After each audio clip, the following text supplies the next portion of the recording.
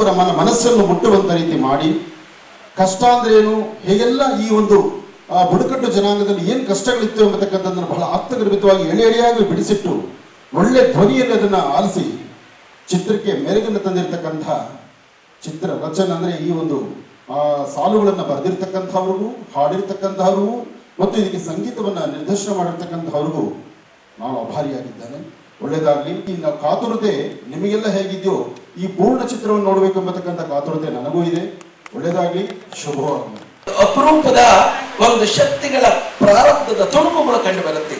ಏಕೆಂದರೆ ಹಾಡಿನಲ್ಲಿ ನೊಂದಿರ್ತಕ್ಕಂತಹ ಈ ಮಾನವ ಕಲ್ಯಾಣಕ್ಕೆ ಒಳನಾಟದ ಬಲಿಷ್ಠರವರ ಒಂದು ಶಕ್ತಿಕೂಟದಲ್ಲಿ ಸಿಕ್ಕಿ ನೊಂದ ಆತ್ಮ ದೇಹಗಳು ಮಾನಸಿಕ ಮತ್ತು ದೈಹಿಕ ವ್ಯಥೆಯನ್ನು ಯಾವ ರೀತಿ ಪಡುತ್ತೆ ಎಂಬತಕ್ಕಂತಹ ಭಾವಪೂರ್ಣವನ್ನು ಕಲ್ಪಿಸಿಕೊಡುತ್ತೆ.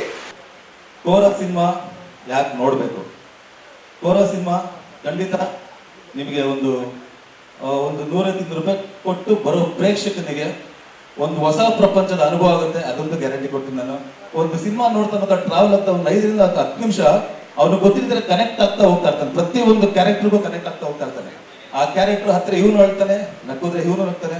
ಯಾಕಂದ್ರೆ ಯೂಶಲ್ ಆಗಿ ನಾವು ಸಿನಿಮಾ ನೋಡ್ಬೇಕಾದ್ರೆ ಕ್ಯಾರೆಕ್ಟರ್ ಅಳ್ತಾ ಇರುತ್ತೆ, ಎಮೋಷನ್ಸ್ ಎಲ್ಲ ಆಗ್ತಿರುತ್ತೆ. ಬಟ್ ಆಡಿಯನ್ಸ್ ಕನೆಕ್ಟ್ ಆಗಿಲ್ಲ ಅಂದ್ರೆ ಅವ್ರು ಎಷ್ಟೇ ಖರ್ಚು ಮಾಡಿ ಸಿನಿಮಾ ಮಾಡಿದ್ರು, ಪೇಪರ್ ಅಲ್ಲಿ ಏನೇ ಗಿಚ್ಚಿದ್ರು ಅದು ವರ್ಕೌಟ್ ಆಗಲ್ಲ.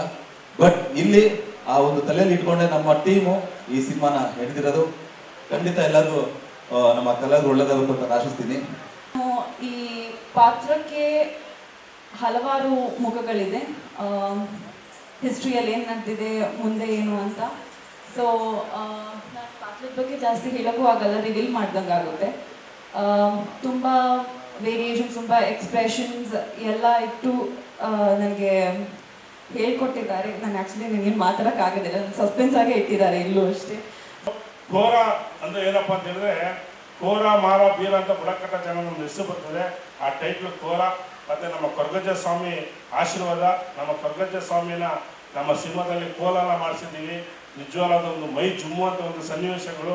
ಸೊ ಹಾಗಾಗಿ ನನ್ನ ತಂದೆ ತಾಯಿ ರತ್ನಮ್ಮ ಮೂವೀಸು, ಸೊ ಅವರ ಒಂದು ಪ್ರೀತಿ ಆಶೀರ್ವಾದದಲ್ಲಿ ಈ ಸಿನಿಮಾ ಮಾಡಿದ್ದೀನಿ. ನಾನು ಎಲ್ಲ ಚಾಲೆಂಜಿನ ಗೊತ್ತಾ, ಎಷ್ಟಾದ್ರೂ ಖರ್ಚಾಗಲಿ ನಮ್ಮ ಅಪ್ಪ ಅಮ್ಮನ ಹೆಸರಲ್ಲಿ ಒಳ್ಳೆ ಸಿನಿಮಾ ಮಾಡಬೇಕು.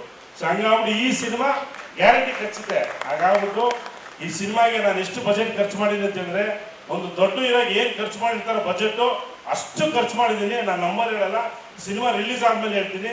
ಸೊ ಎಲ್ಲೋ ನಾನು ಕಾಂಪ್ರಮೈಸ್ ಆಗಿಲ್ಲ. ಎಲ್ಲ ನಮ್ಮ ಬಾಸು, ನಾನ್ ನಿಮ್ ಕೂಸು, ಕರ್ನಾಟಕ ಜನ ಫುಲ್ ಮಾಸು. ಅವ್ರ ತಂಟೆಗೆ ಹೋದ್ರೆ ಪೀಸ್ ಪೀಸ್ ಪೀಸ್. ಕೋರದಲ್ಲಿ ತುಂಬಾ ಕಷ್ಟಪಟ್ಟು ಮಾಡಿರುವಂತ ವಿಷಯಗಳು ತುಂಬಾ ಇದೆ. ಕೋರ ಒಂದು ಲೈಫಲ್ಲಿ ನನ್ನ ಅಚೀವ್ಮೆಂಟ್ ಅಂತ ಹೇಳಕ್ ಇಷ್ಟಪಡ್ತೀನಿ. ನಾನು ಶೋಗಳಿಗೆ ಏನ್ ಮಾಡಿದ್ದೀನಿ ನನ್ನ ಬಿಟ್ಟು ಕೋರ ಸಿನಿಮಾ ತುಂಬಾ ಇಷ್ಟ ಆಗಂತ ಸಿನಿಮಾ.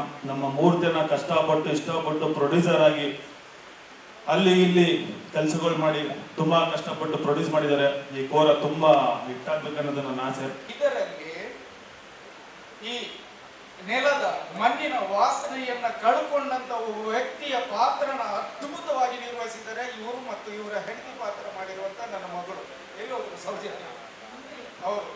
ಇಲ್ಲಿರುವಂತ ಅಷ್ಟೂ ಕಲಾವಿದರು ಬಹಳ ಅದ್ಭುತವಾಗಿ ಮಾಡಿದ್ದಾರೆ. ಇದು ಜನಗಳಿಗೆ ತಲುಪಬೇಕಂದ್ರೆ ನನ್ನ ಮಾಧ್ಯಮದ ಮಿತ್ರರಿಗೆ ಸಹಕಾರ ಕೊಡ್ಬೇಕಷ್ಟೇ. ನಿಮ್ಗೆಲ್ರಿಗೂ ಶುಭವಾಗಿ ನಮ್ಮ ಚಿತ್ರಣ ಪ್ರತಿಯೊಬ್ಬರು ತಲುಪಿಸಿದ ಕೇಳ್ಕೊತಾ ನಾನು 2 ತೊದಲು ನುಡಿನ ಮುಗಿಸ್ತೀನಿ ತಾಯಿ.